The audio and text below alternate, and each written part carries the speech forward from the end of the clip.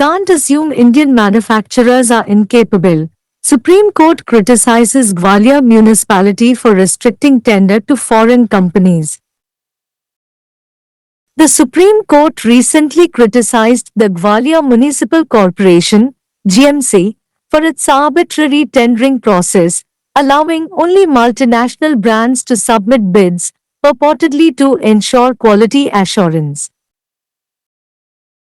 The court noted that the GMC's action of excluding Indian firms from the tender process suggested a belief that they were inherently incapable of competing with multinational corporations or providing comparable services. Admittedly, all 10 companies flagged by the GMC as eligible in the NIT are multinational corporations and are all based outside India.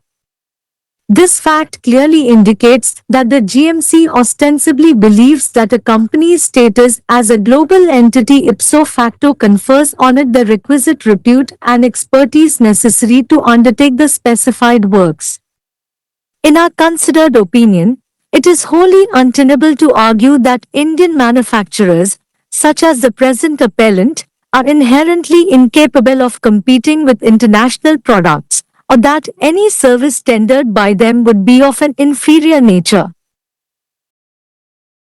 We, in no uncertain terms, disapprove of such presumptive practices, the court added.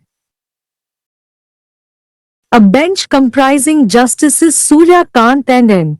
Kotiswar Singh heard an appeal by Omega Elevators challenging the Madhya Pradesh High Court's Gwalior bench decision, which had refused to entertain its writ petition against the tendering process conducted by the Gwalior Municipal Corporation, GMC.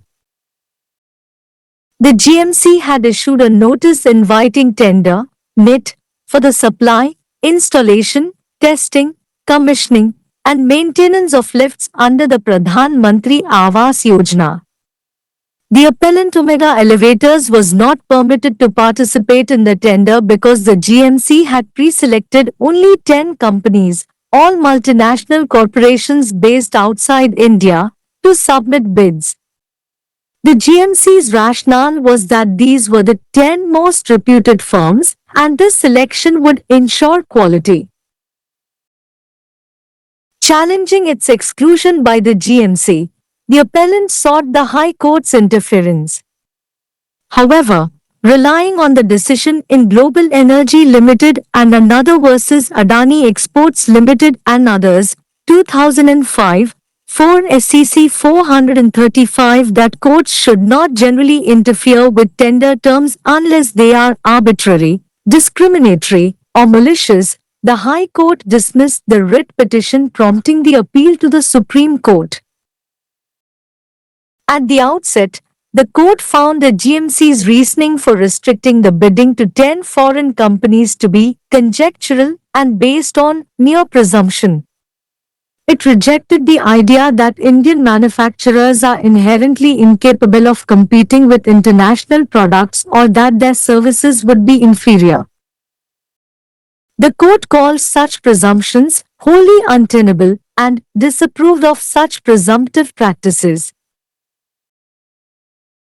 Relying on the case of Union of India v. International Trading Co., 2003, 5 SEC 437, the court said that although the courts exercise restraint in matters pertaining to tendering process, but when the tendering process suffers from the views of arbitrariness or favoritism, the courts can exercise their power of judicial review to invalidate the tendering process.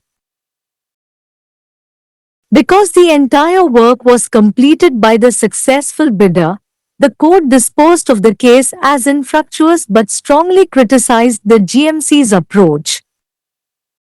Case title: Omega Elevators vs. State of MP and under. இந்திய உற்பத்தியாளர்கள் தகுதியற்றவர்கள் என்று கருத முடியாது, வெளிநாட்டு நிறுவனங்களுக்கு tender விடுவதை கட்டுப்படுத்தியதற்காக குவாலியர் நகராட்சியை உச்சநீதிமன்றம் விமர்சித்தது. தர உத்தரவாதத்தை உறுதி செய்வதற்காக பன்னாட்டு பிராண்டுகள் மட்டுமே ஏலங்களை சமர்ப்பிக்க அனுமதித்ததன் மூலம் குவாலியர் நகராட்சி (GMC) தன்னிச்சையான டெண்டர் செயல்முறையை உச்சநீதிமன்றம் சமீபத்தில் விமர்சித்தது. டெண்டர் செயல்முறையிலிருந்து இந்திய நிறுவனங்களை விலக்கிய இந்நடவடிக்கை பன்னாட்டு நிறுவனங்களுடன் போட்டியிடவோ அல்லது ஒப்பிடக்கூடிய சேவைகளை வழங்கவோ இயல்பாகவே இயலாது என்ற நம்பிக்கையை வெளிப்படுத்துகிறது என்று நீதிமன்றம் குறிப்பிட்டது. நிட்டில் தகுதியுடையதாக GMC ஆல் அறிவிக்கப்பட்ட 10 நிறுவனங்களும் பன்னாட்டு நிறுவனங்கள், மேலும் அவை அனைத்தும் இந்தியாவிற்கு வெளியே அமைந்துள்ளன என்பதை ஒப்புக்கொள்ள வேண்டாம். ஒரு நிறுவனத்தின் உலகளாவிய நிறுவனமாக அந்தஸ்து, குறிப்பிட்ட பணிகளை மேற்கொள்வதற்கு தேவையான நற்பெயர் மற்றும் நிபுணத்துவத்தை GMC வெளிப்படையாக நம்புகிறது என்பதை இந்த உண்மை தெளிவாக குறிக்கிறது.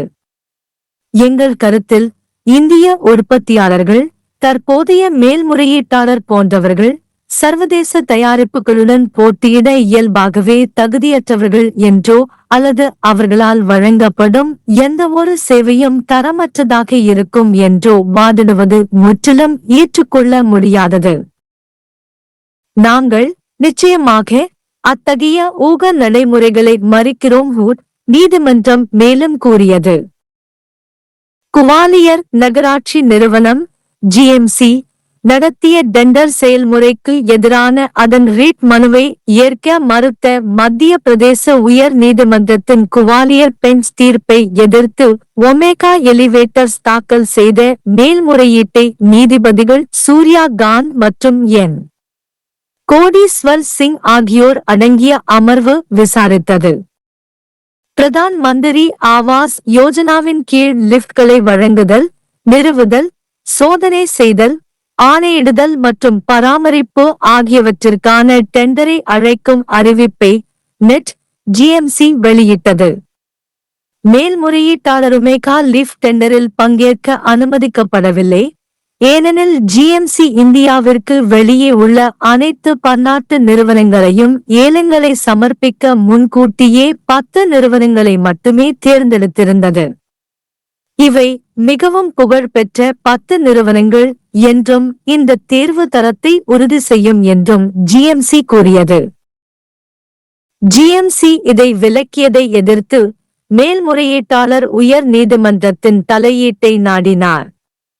இருப்பினும் குளோபல் எனர்ஜி லிமிடெட் மற்றும் அதானி எக்ஸ்போர்ட்ஸ் லிமிடெட் மற்றும் பிற வழக்குகளில் 2005 4 ACC 435 இல் நீதிமன்றங்கள் பொதுவாக டெண்டர் விதிமுறைகளில் தலையிடக்கூடாது என்ற தீர்ப்பை நம்பி, நீதிமன்றங்கள் பொதுவாக தலையிடக்கூடாது என்ற ரீட் மனுவை உயர் நீதிமன்றம் தள்ளுபடி செய்தது.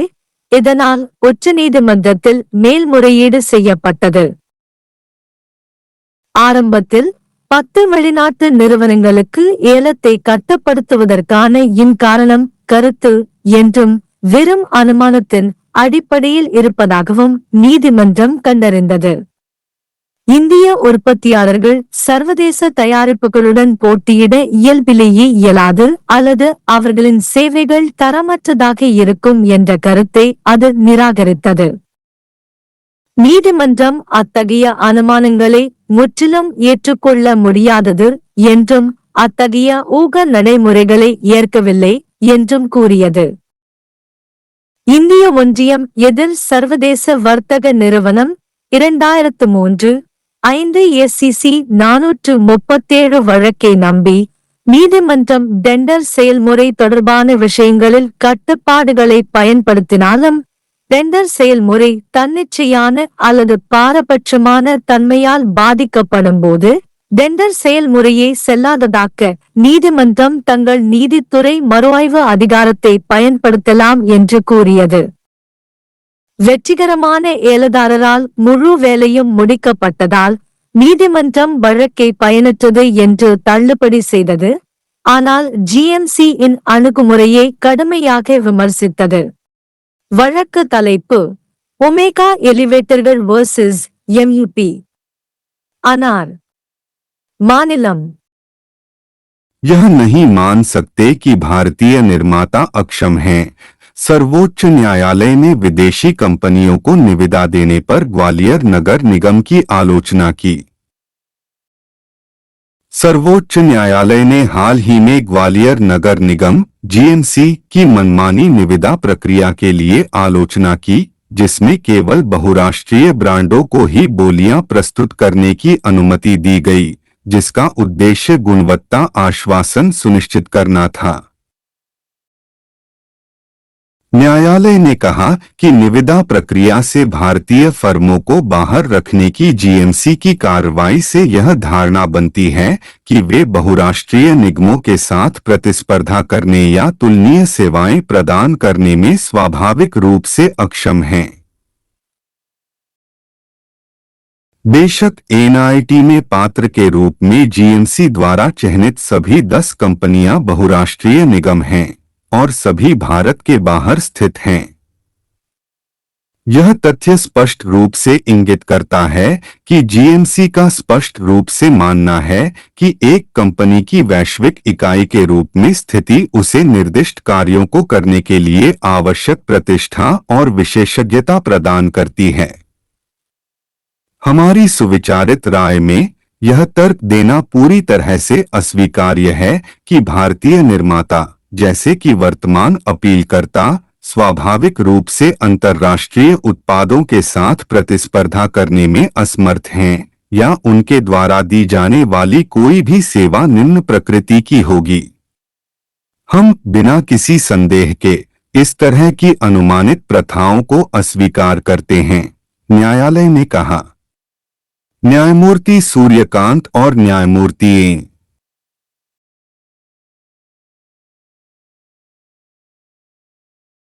कोटेश्वर सिंह की पीठ ने ओमेगा एलिवेटर्स की अपील पर सुनवाई की, जिसमें मध्य प्रदेश उच्च न्यायालय की ग्वालियर पीठ के निर्णय को चुनौती दी गई थी, जिसने ग्वालियर नगर निगम जीएमसी द्वारा आयोजित निविदा प्रक्रिया के खिलाफ अपनी रिट याचिका पर विचार करने से इनकार कर दिया था। जीएमसी ने प्रधानमंत्री आवास योजना के तहत लिफ्टों की आपूर्ति, स्थापना, परीक्षण, कमीशनिंग और रखरखाव के लिए एक निविदा आमंत्रण नोटिस एनआईटी जारी किया था। अपीलकर्ताओं ओमेगा एलिवेटर्स को निविदा में भाग लेने की अनुमति नहीं दी गई क्योंकि जीएमसी ने बोली प्रस्तुत करने के लिए केवल 10 कंपनियों, भारत के बाहर स्थित सभी बहुराष्ट्रीय निगमों को पहले से ही चुना था। जीएमसी का तर्क था कि ये 10 सबसे प्रतिष्ठित फर्म थीं और इस चयन से गुणवत्ता सुनिश्चित होगी। जीएमसी द्वारा अपने बहिष्कार को चुनौती देते हुए अपीलकर्ता ने उच्च न्यायालय से हस्तक्षेप की मांग की। हालांकि ग्लोबल एनर्जी लिमिटेड और अन्य बनाम अडानी एक्सपोर्ट्स लिमिटेड और अन्य 2005-4 SCC 435 में दिए गए निर्णय पर भरोसा करते हुए कि अदालतों को आम तौर पर निविदा शर्तों में हस्तक्षेप नहीं करना चाहिए जब तक कि वे मनमानी, भेदभावपूर्ण या दुर्भावनापूर्ण न हो, उच्च न्यायालय ने रिट याचिका को खारिज कर दिया, जिससे सर्वोच्च न्यायालय में अपील की गई। शुरू में न्यायालय ने बोली को 10 विदेशी कंपनियों तक सीमित करने के जीएमसी के तर्क को अनुमानित और मात्र अनुमान पर आधारित पाया। इसने इस विचार को खारिज कर दिया कि भारतीय निर्माता स्वाभाविक रूप से अंतर्राष्ट्रीय उत्पादों के साथ प्रतिस्पर्धा करने में असमर्थ हैं या उनकी सेवाएं घटिया होंगी। न्यायालय ने ऐसी धारणाओं को पूरी तरह से अस्थिर कहा और ऐसी अनुमानित प्रथाओं को अस्वीकार कर दिया। यूनियन ऑफ इंडिया बनाम इंटरनेशनल ट्रेडिंग कंपनी 2003-5 SCC 437 के मामले पर भरोसा करते हुए न्यायालय ने कहा कि यद्यपि न्यायालय निविदा प्रक्रिया से संबंधित मामलों में संयम बरतता है, लेकिन जब निविदा प्रक्रिया मनमानी या पक्षपात के दायरे में आती है, तो न्यायालय निविदा प्रक्रिया को अमान्य करने के लिए न्यायिक समीक्षा की अपनी शक्ति का प्रयोग कर सकता है। चूंकि पूरा काम सफल बोलीदाता द्वारा पूरा किया गया था, इसलिए न्यायालय ने मामले को निरर्थक मानते हुए निपटाया, लेकिन जीएमसी के दृष्टिकोण की कड़ी आलोचना की। केस का शीर्षक ओमेगा एलिवेटर्स बनाम एमपी राज्य और अन्य।